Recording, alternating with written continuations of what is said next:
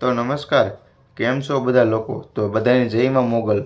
તો મિત્રો અત્યારે જે કબરાવ બાપુના વિડીયો વાયરલ થઈ રહ્યા છે તેને લઈને મિત્રો નવો વિડીયો વાયરલ થયો છે. કારણ કે બાપુની મિત્રો ઘણા લોકો જે ગાદી છે, બાપુ જે મોગલ મણિધરના બાપુની જે જગ્યા છે તે બાપુની જગ્યા જે ગાદી છે તે છીનવવા માંગે છે. એટલે કે બાપુને નીચા બતાવવાનો પ્રયત્ન કરે છે અને બાપુરે તેની આબરૂને ધજાગરા ઉડાડવાનો પ્રયત્ન કરે છે. તો મિત્રો એને લઈને અત્યારે ઘણા લોકોના બધા અલગ અલગ વિવાદના વિડીયો આવે છે.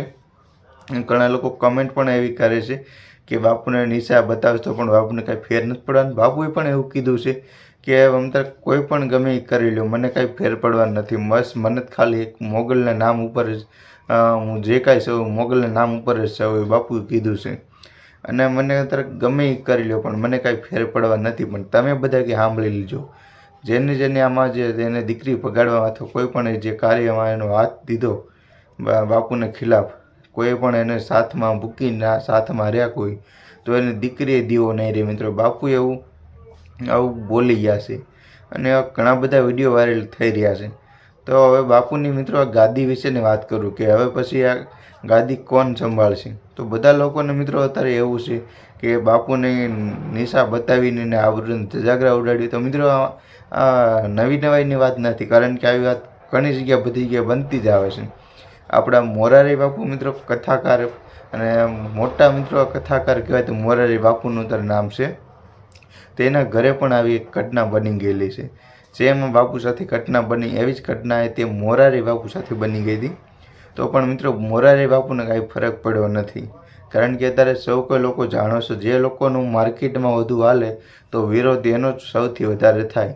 તો એવું જ રીતે આ જે આપણે કબરાવ ઘોષના બાપુ છે મિત્રો, સામત બાપુ, તેનો વિવાદ ઉપડ્યો છે અને એને નીચા બતાવવાનો પ્રયત્ન કર્યો બધા લોકોએ. તો મિત્રો હવે જે ગાદી છે તે ગાદી કોણ સંભાળશે બાપુ પછી? તો એના દીકરો છે મિત્રો, અને તેની ફેમિલી તો બધી જ મિત્રો આપણે સૌ કોઈ જાણવી જ છીએ. તો એનો દીકરો છે મિત્રો, અને એનો દીકરો છે ને મિત્રો, તે તમને આખો વિડીયો ઉપર તમને એનો ફોટો પણ બતાવીશ. અને એના દીકરા નામ છે મિત્રો નાગાર્જુન, એવું મિત્રો નામ છે. અને હવે પછી બાપુ પછી મિત્રો જે નવી ગાદીનો વારસદાર જે હોય છે તો એનો દીકરો જ છે મિત્રો. અને ખરેખર કોઈ પણ બાપુ એની પાછળ એના દીકરાનો હક લાગે છે એવું બધા લોકો આપણે જાણીએ છીએ. અને વધારે વર્ષોથી નહીં પણ બધું આવું હાલું જ આવે છે.